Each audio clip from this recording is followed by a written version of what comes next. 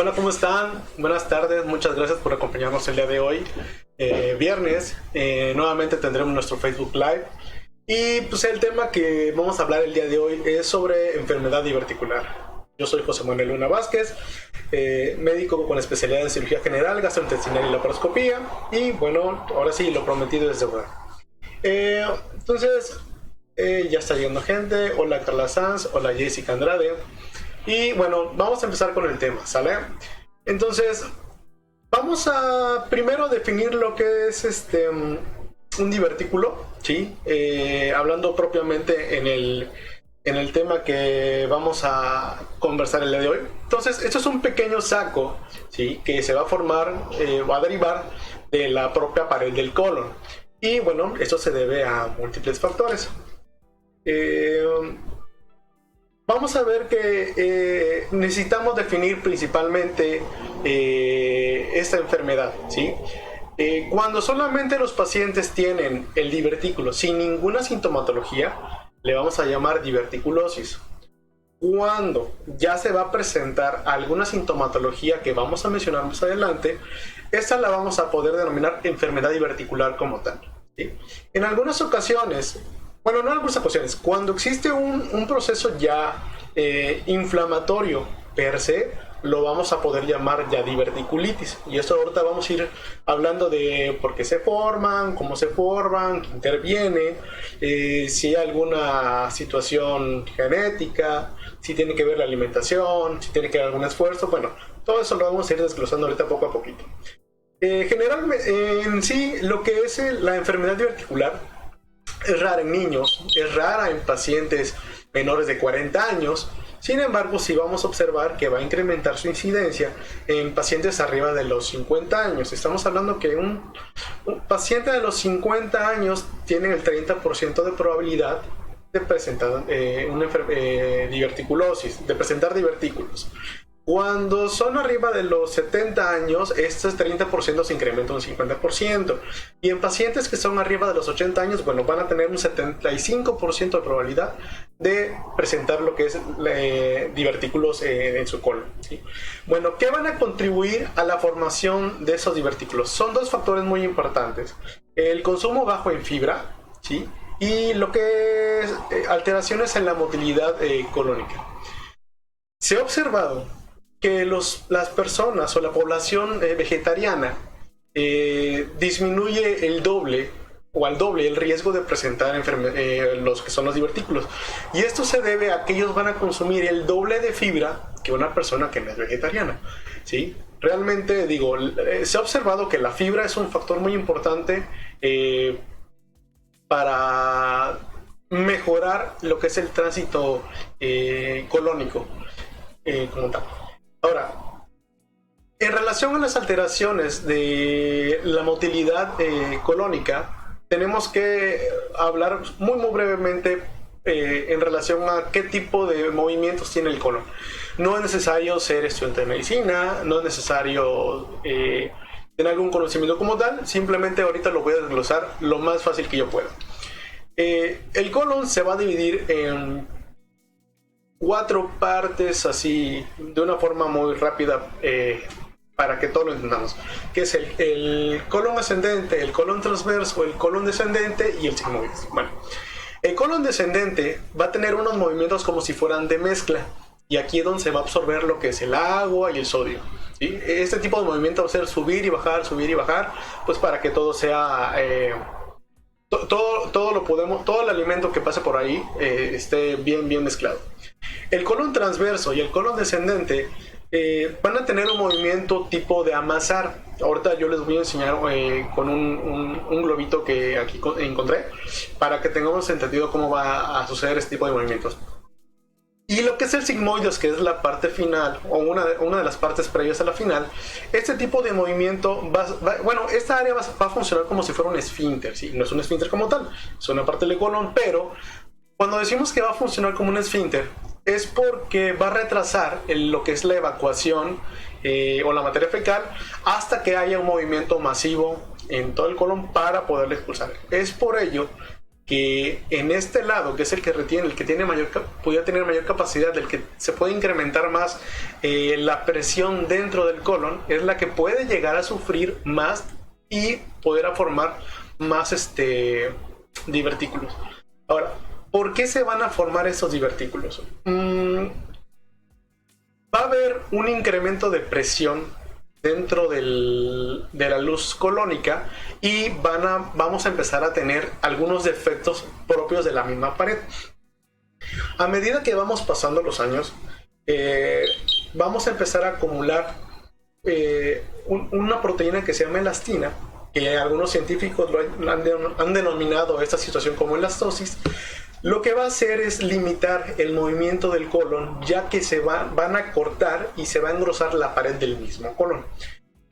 Hay que recalcar que esto no es parejo en todo el colon, simplemente va a haber zonas las cuales van a haber mayor engrosamiento y por ende también va a haber zonas débiles, y en estas zonas débiles son donde se van a producir los divertículos. Y curiosamente estas formaciones van a ser en las áreas por donde pasan los vasos sanguíneos. Y no es casualidad, es porque en esa zona es donde se encuentra mayor resistencia del mismo tejido. Ahora, va a haber un aumento. Cuando es el aumento de presión, vamos a ver que se debe a una contracción oclusiva. Aquí es donde vamos a utilizar lo que es el pequeño globito. Generalmente, el movimiento del colon, ¿sí?, es de mezclar, ¿sí?, es nada más de estar pasando, a ver, aquí, es de estar pasando el alimento hacia lo que es el recto, ¿sí?, considerando que de aquí viene el alimento y de aquí va a venir, y aquí es donde se va a expulsar. Para que se forme un divertículo, generalmente hay una contracción en dos lugares que van a hacer que haya aumento de presión, ¿sí? Hay una contracción en la porción inicial y hay una contracción en la porción más externa, y van a hacer que esto se incremente, ¿sí?, considerando que en esta área es donde va a haber la debilidad de alguna zona, y por ende pues va a salir este saquito. Podemos dividir la enfermedad diverticular como sintomática no complicada, o aquella enfermedad diverticular que va a ser complicada, ¿sí? No nos vamos a meter en mucho rollo, nada más tenemos que saber que existen esas dos fases. La mayoría de los pacientes no van a presentar síntomas. Solamente del 10 al 20% de estos pacientes que van a tener divertículos van a presentar molestias. ¿Qué tipo de molestias van a ser? Bueno, generalmente son dolor en lo que es en la porción izquierda inferior del abdomen. Pueden llegar a tener diarrea, pueden llegar a tener estreñimiento, pueden llegar a tener las dos. Y muchos de estos síntomas son muy similares a un síndrome de intestino irritable, a un síndrome de colon irritable. Es por eso que muchos pacientes de edad avanzada, cuando llegan a ir a la consulta, bueno, si no hacemos una exploración adecuada, si el paciente de repente por nerviosismo no nos da todos los síntomas, bueno, es donde podemos empezar a errar tantito con el diagnóstico. En algunos pacientes que tienen enfermedad un poquito más complicada, bueno, ellos van a tener fiebre, pueden llegar a tener sangrado o datos de irritación abdominal que nos van a causar cierta inquietud, y podemos llevar al paciente a tener que hospitalizarlo para hacer una mayor exploración y llegar a un diagnóstico un poquito más profundo.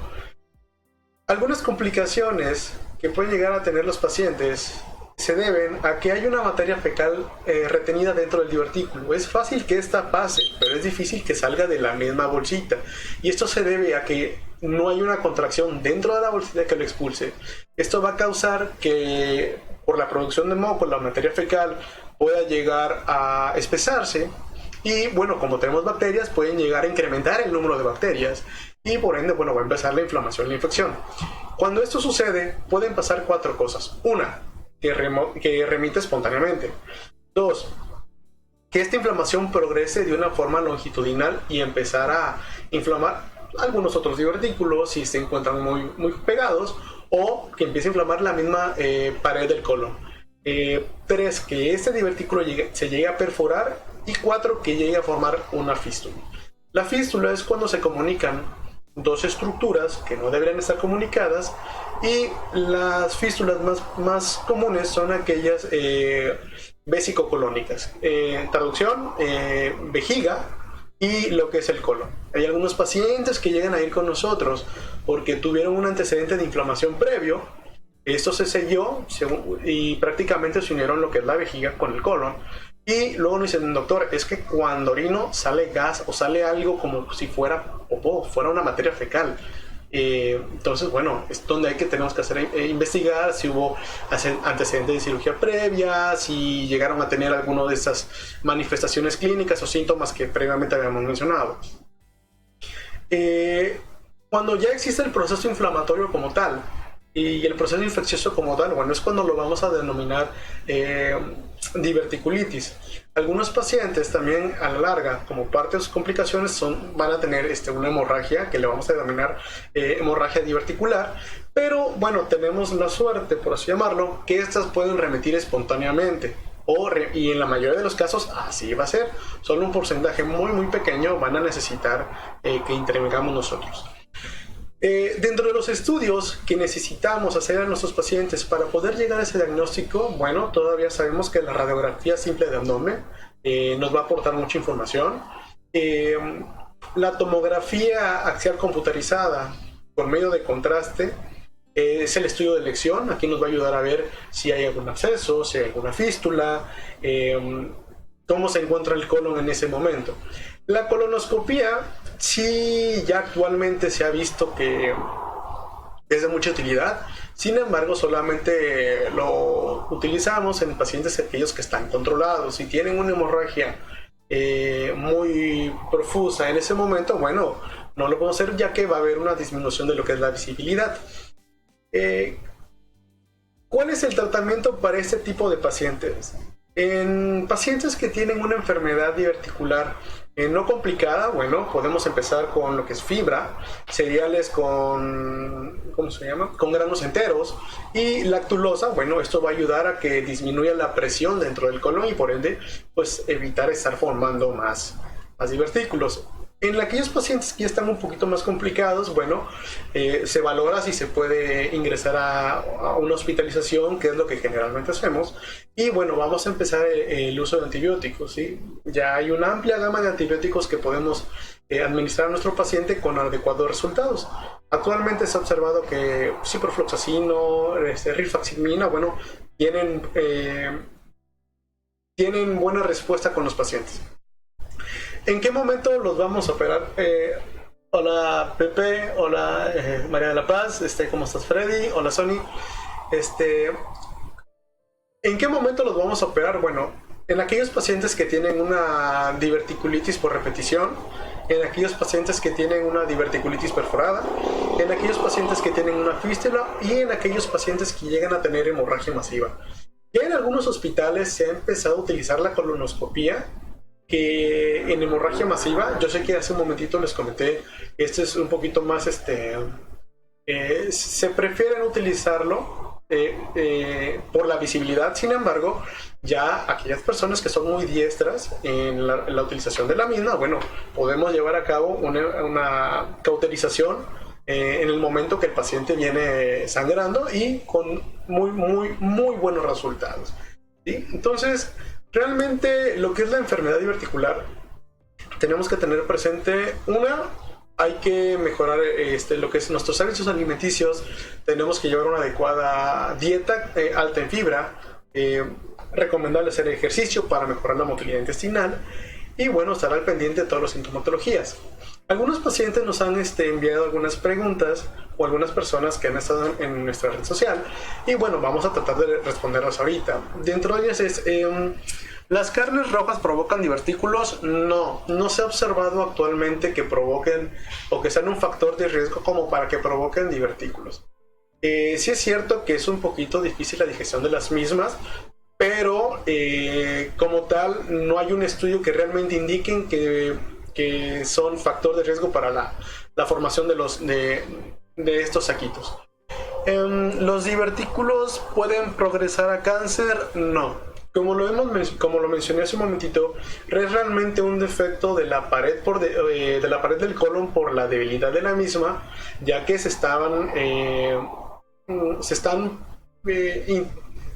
concentrando dentro de la misma pared del colon, pues lo que es la elastina. Si tengo divertículos, tengo que operarme, no necesariamente, a menos de que llegas a tener las complicaciones, las 4 complicaciones que acabamos de mencionar. Lo que es la diverticulitis de repetición, la diverticulitis perforada, lo que es la fístula o lo que es la hemorragia masiva. ¿Es necesario hacerme colonoscopías de rutina? No, realmente no hay que hacerte colonoscopia de rutina, simplemente, bueno, valoramos que ya el paciente tiene una enfermedad diverticular y, bueno, a menos de que sea de repetición y podemos volver a una diverticulitis de repetición, hacemos una colonoscopia para ver cómo se encuentra en ese momento, pero así como tal rutina, no.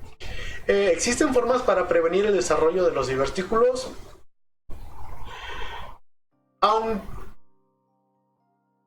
Aunque la ingesta de la fibra nos puede ayudar a mejorar el tránsito intestinal y por ende evitar que haya un incremento de presión dentro del colon, no está demostrado tampoco como tal que sea preventivo para la formación de divertículos. Así que podemos consumir fibra para tener una adecuada digestión, pero únicamente nos va a servir en esta patología para eso. Y la última pregunta que tenemos hasta aquí es, ¿podemos usar probióticos en la enfermedad diverticular? De poder utilizarlos, sí. Actualmente hay estudios que van encaminados a ver los beneficios que tienen los probióticos, ya que algunos son antiinflamatorios, por así mencionarlo, en relación a la misma inflamación de la pared colónica, pero tampoco tienen, o tampoco se han demostrado que tengan un gran papel dentro de lo que es la formación o evitar la formación de los divertículos. Y bueno, realmente agradezco mucho el que nos hayan acompañado el día de hoy. Si tienen alguna pregunta, aquí estaremos todavía un ratito más, unos segunditos más, y pues con gusto se las podremos responder. Espero que nos acompañen la próxima semana con el próximo tema, el cual lo estaremos de una vez publicando, yo creo que a partir de lunes. Y bueno, igual como sucedió con lo que es el tema de los cálculos biliares, si vemos que llegan bastantes preguntas, bueno, vamos a tratar de hacer un streaming en vivo para poderlas publicar antes de nuestro próximo tema, ¿sale? Entonces, soy José Manuel Luna Vázquez, muchísimas gracias por habernos acompañado el día de hoy y nos vemos hasta la próxima.